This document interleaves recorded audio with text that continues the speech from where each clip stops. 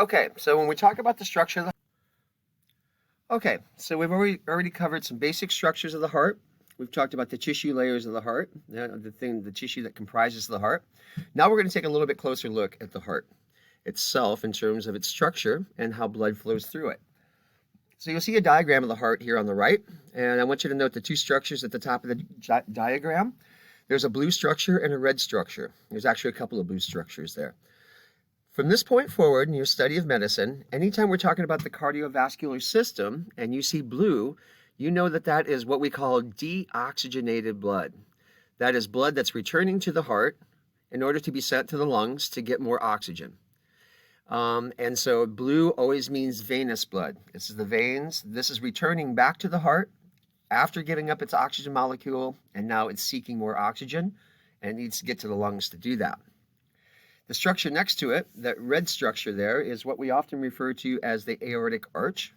It represents the arteries. Arteries carry oxygenated blood away from the heart to the body. So as blood leaves, it's going to leave through that aortic arch. It's going to be distributed throughout the body. As it goes through the capillary beds, it will drop off its oxygen molecule, pick up CO2. It'll return to the heart on the right side. And from there, it'll move through the heart, back to the lungs, returns to the heart, and then goes back out to the body as arterial blood. So blue is venous, red arterial. We'll leave it at that for right now. We'll get into more of that in just a bit. We have 4 chambers in the heart.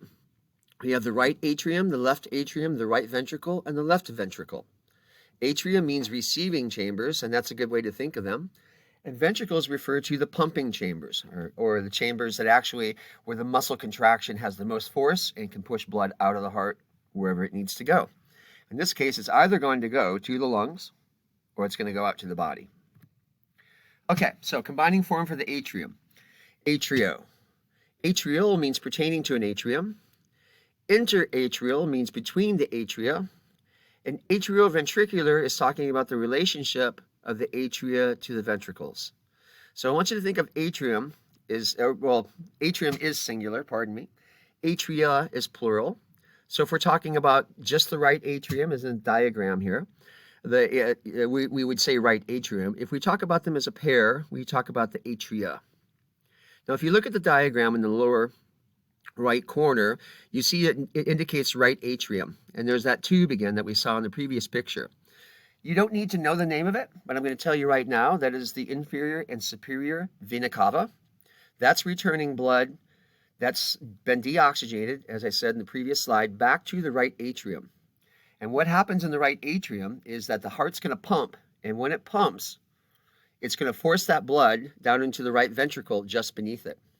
We'll get to what a ventricle is in just a moment, but I want to give you this pattern. So this is still blood that needs oxygen, correct?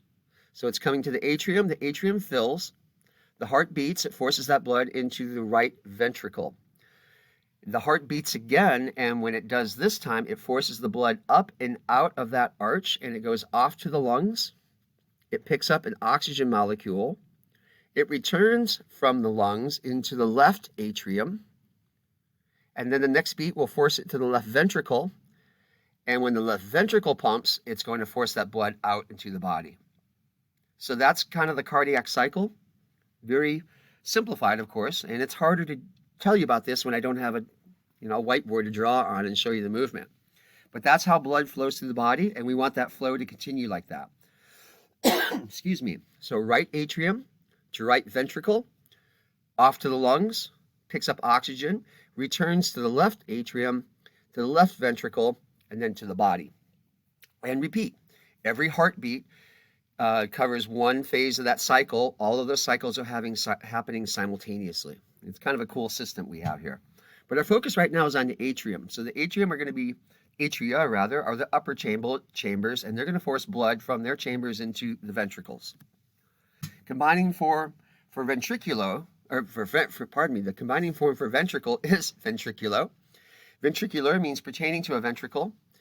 Intraventricular means within a ventricle. And interventricular means between the ventricles. So here we have that description of the heart again. Once again, the blue blood, deoxygenated blood, blood that needs an oxygen molecule, in other words, arrives on the right side of the heart. It goes into the right atrium, right ventricle. gets pumped out of the heart to the lungs, picks up an oxygen molecule, drops off a CO2 molecule, returns to the left atrium, and it gets forced into the left ventricle, and it gets pushed out of the body. So that is the cardiac cycle. Once again, very simplified, but I wanted you to understand how the flow goes. It's always going from right to left. Opposite way that you would read a book would be left to right. So it's moving, in this case, from right to left inside of your body. And that's the role of the ventricles. Now, the ventricles, you can see the walls of the heart are thicker down there. That's where the myocardium is the thickest and strongest. That's where the muscle contractions push things out.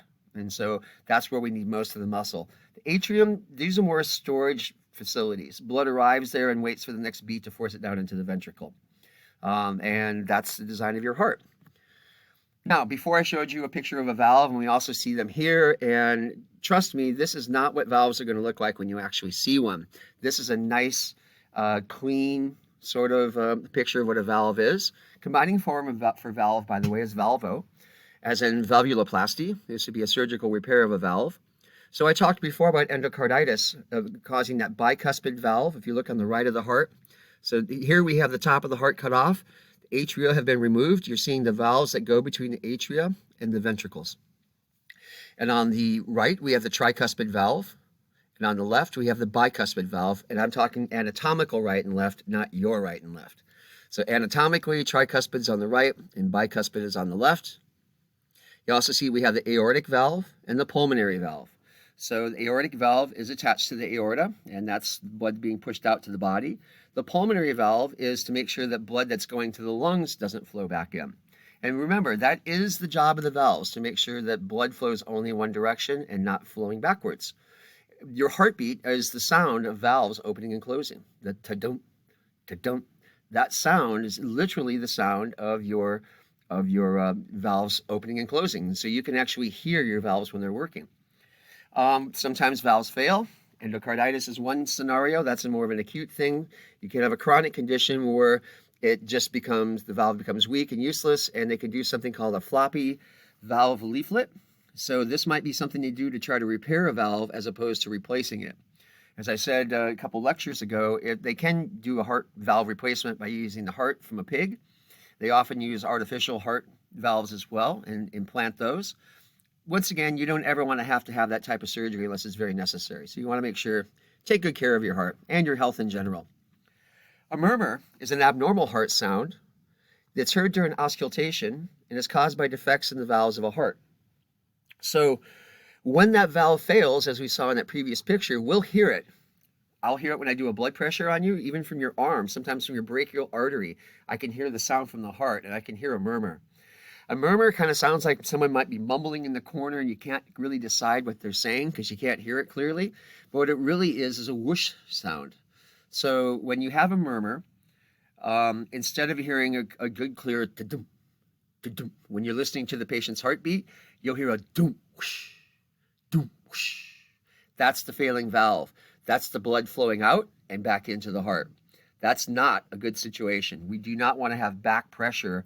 We do not want to have retrograde flow in the heart or in the cardiac system. It's not designed to handle that. There are various types of murmurs. Almost all murmurs that I have ever come in contact with, and I've been told this by cardiologists, are relatively benign, but they can be an indicator of a problem. It could be a problem right now. Most likely, when they find a murmur, it could indicate a problem down the road. Having said that, many children are born with heart murmurs, and they resolve on their own naturally in development, usually before the child, hits their first birthday. So just because you hear the word murmur does not mean it's time for panic. It's time to ask questions. Some murmurs can be significant. Others are just part of the way they are. I've seen patients who were very elderly and had a murmur their entire life, and they were perfectly healthy. So it's just an indicator, and it can indicate something bad, but not necessarily. One of the things that might indicate in the worst case scenario would be heart failure or congestive heart failure, kind of the same thing. Here, the heart is not able to pump enough blood to the body tissues. And so edema, meaning swelling, shortness of breath, fatigue are the result. So in heart failure, these valves are failing. Instead of the heart being able to pump once and push the blood out and it goes where it needs to go, now it's moving back and forth between this valve. So the heart works harder to push that blood out. It has to because the valve is failing. The heart, like any other muscle, like any other living organism, has an expiration date. If it's working too hard all the time to push blood and it's unsuccessful, it eventually is going to tire out, and congestive heart failure could be the result of that. You might have something called peripheral resistance in the extremities, so the blood can't flow through the extreme parts of the body, and that could cause heart failure as well. You may have a combination of all of these things. We very often see these kinds of pathologies in diabetics. So if you're someone who has diabetes or know someone who has diabetes, heart health is really, really important because that will directly affect the heart itself, the condition of diabetes. You do not want to promote congestive heart failure. So any sign of someone who already has a pathology and a murmur is discovered is something that would probably prompt a quick cardiac referral, or at least a very good cardiac workup to make sure everything was okay. All right, so I talked about that pumping action of the heart, and systole and diastole play right into that. So systole is the contracting phase of the heart. So look at the diagram in the lower left. You'll see the muscle walls are much thicker in the ventricles. You'll see the arrows are indicating that fluid, this time blood, is being pushed out of the ventricles up through these various vessels above, one being the pulmonary vein, the other being the aortic arch. So in systole, that's when the heart contracts and that muscle wall thickens and it pushes the blood out. And what really happens here, let's see if I can get my mouse in here, I'll show you, as the electrical signal comes from this part of the heart. As it goes through the heart, it comes down this area, goes up into something called the Purkinje fibers. This is called the bundle branch right in here, and the Purkinje fibers lie in this area. Those are nerve endings that trigger the beating of the heart. So the signal comes from something called the SA node. We'll talk about that in a moment up here.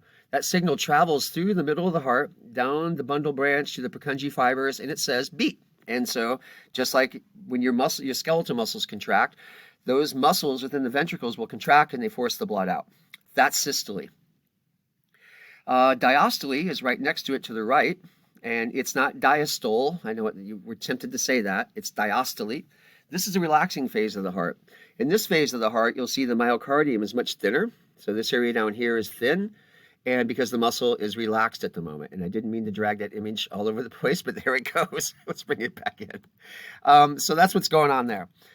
So this is now the heart relaxing. The blood that's in the atria is now coming into the ventricles, and it's preparing to pump again. So systole, diastole, back and forth all the time. Every heartbeat contains systole and diastole. Something for your nurses and medical assistants. When we do a blood pressure, and we say it's 110 over 70, which is what the American Heart Association says it should be if it's normal, or a good safe normal range, we're talking about the pressure that's exerted on the arteries. It's measured in millimeters of mercury during systole, and that's our first number. So when we say 110, we're talking about the systolic pressure when the heart beats. The second beat that we're talking about, and it just corresponds to the second number, diastole, measures the pressure exerted on the arteries in millimeters of mercury when the heart's at rest. 110 over 70 is really good. 210 over 170 is really bad. That would be what we call hypertension or high blood pressure. So our blood pressure should be relatively consistent through our lives. If you've almost had if you've almost had an accident, for instance, on the freeway, and you had to slam on your brakes and your heart's racing, you're going to have high blood pressure. It's acute. If you're on a treadmill, you're going to have high blood pressure, and that's acute high blood pressure. It's because your body is keeping up with the movement of oxygen and is trying to meet the demands for oxygen that your muscles require. So all of us have hypertension here and there. As I was taught, and this would be good for, once again, for nurses and MAs or anyone else, especially those who work in dental offices who often will say someone is hypertensive when they're truly not, it has to be consistent readings of 140 over 90. The lesson I was always taught was 5 readings, 5 readings of 140 over 90 or above give you the diagnosis of hypertension. That will vary depending on the cardiologist and the type of workup they're doing. But generally speaking, 140 over 90 or higher is considered to be abnormal, and we try to bring blood pressure down from that level. So hypertension, abbreviated HTN, is referring to high blood pressure. We hit our 15-minute limit. I'm going to pause this and be right back with you in a moment, and we're going to talk about the pulse.